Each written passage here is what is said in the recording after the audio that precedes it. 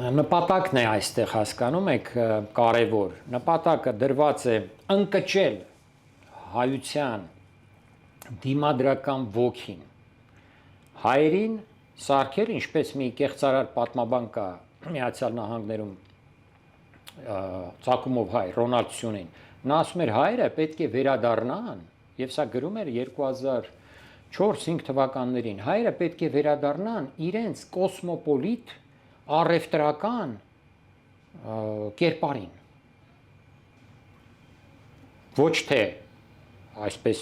դարձյալ պետություն, բանակ, ազատագրական պայքար կամ պայքար հանուն անկախության, այս գաղափարները մոռացեք հայեր, վերադարձեք, դարձեք առևտրականներ եւ կոսմոպոլիտ, այսինքն նպատակը որն է, որ հայը ձուլվի, գնա, վերանա։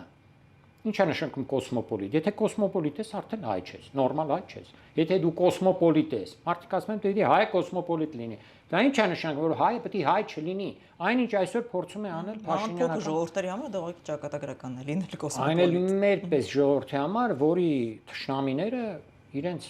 նպատակներից ոչնչացնել Հայաստանը, բնաջնջել, հայաթափել, չեն հրաժարվել։